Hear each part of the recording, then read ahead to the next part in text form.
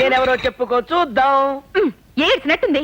నిన్ను కడుపారా చూసుకుందామని ఇక్కడ పనులు చేస్తే నన్ను అసలు పట్టించుకోవేంటి? ఎలా చూసుకుందామని? కడుపారా చూసుకుందామని. కడుపారా చూసుకుందామని కాదే, కల్లారా చూసుకుందామని. ఈ భాష తగలయ్యా. ఏదోలే. అమ్మాజీ అమ్మాజీ, నువ్వు కారు టైర్ అయితే నేను నిన్నంటి పెట్టుకున్న ట్యూబ్నే. ఆ ట్యూబ్ కి ఎప్పుడు పంచర్ పడుద్ది. ఏంటే బోరుకొచ్చిన ఇంజిన్లాగా ఓ నస పెడతావు? నువ్వు ఇట్టాగి అంటూ ఉండు, మా అన్న ఎవరితో తాళి కట్టించేస్తాడు. ఏంటి వాడు కట్టించేది? పప్పులో ఉప్పు మెట్టడారు వెనక మీసాలు పెట్టినట్టు తింగరదవా? వాడేం తింగరదో కాదు. కాకపోతే నువ్వు తింగరదానివా? చాలా ఎవరికా. మా అన్న చాలా తెలివైనోడు. మా అయ్య నాకు రాసిన ఆస్తంతా తొక్కేద్దాం అనుకుంటున్నాడు. తొక్కేయడానికి ఏమైనా యాక్సిడెంట్ అనుకున్నాడా? అవును, మీ బ్రదర్ నాకేమాత్రం కట్టివ్వాలనుకున్నాడు? సిగ్గు లేకపోతే సరే. కట్నం అంటే కట్నం. నన్ను చేసుకున్నాడు, ఎదురు కట్నం ఇవ్వాలని మా అన్న రూల్ ఎట్టాడు తెలుసా? ఏంటి, నిన్ను చేసుకోవడానికి ఎదురు కట్నం ఇవ్వాలా?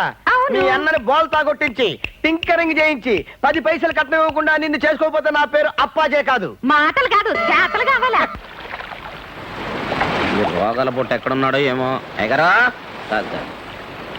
అయ్యగారు, అయ్యగారే, అయ్యగారు, ఆ పై జానడు కూడా పూర్తి చేస్తే శ్మశానం సెటప్.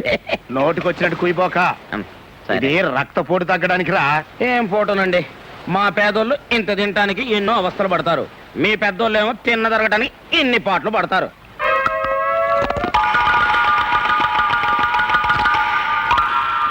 ఏంటా మెక్కుడు? డైరీ ఫారం గొట్టులాగా నా కంటి ముందట మెక్కబోకరా. ఆకలిగా ఉంది, నాలుగు పీకేస్తుంది. ఆకలి పట్టుకోవటానికి మంచి కథ చెప్పనా? కథలు చెప్పడం నీకు అలవాటే కదా, చెప్పు. మరే, అనగనగనగనగా ఒక ఊళ్ళో బాగా డబ్బున్న మారోజు ఒక ఆయన ఉన్నాడు. ఆయనకి ఎంత సంపాదించినా తృప్తి లేదండి. ఇదేదో నా కథలాగా ఉందట్రా. అబ్బా, సెంటర్లో చేంజ్లు ఉంటాయండి, మధ్యలో బ్రేక్ లేకండి మీరు. ఆయన పేరు అలెగ్జాండర్ అండి. దేశాలు గెలిచిన తర్వాత చివరికి చచ్చిపోయేటప్పుడు ఒక చిన్న కోరాడటండి. ఏమని?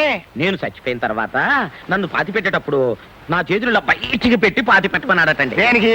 ప్రపంచాన్ని జయించిన అలెగ్జాండర్ పోతూ పోతూ వట్టి చేతులతోనే పోయాడని జనానికి తెలియడానికి. అవును రే, ఈ కథ నాకెందుకు చెబుతున్నట్టు?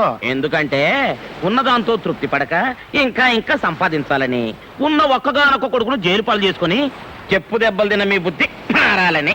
జ్ఞానోదయం అయిపోయిందిరా. ఆగలేను, నా చేతులు బయట తినన్నా నా ఆస్తిలో సగం నీకు రాసిచ్చేస్తా. థ్యాంక్స్ అండి. మీ ఒంటెన్ని రోగాలున్నా మీ మనసు మాత్రం వెళ్ళండి. అనండి. ఎందుకంటే కొట్టారు? నాకు ఎంత స్టోరీ చెప్పి ఆస్తిలో సగం ఇస్తాననగానే అంటే మీద పడతావా కుక్కలాగా?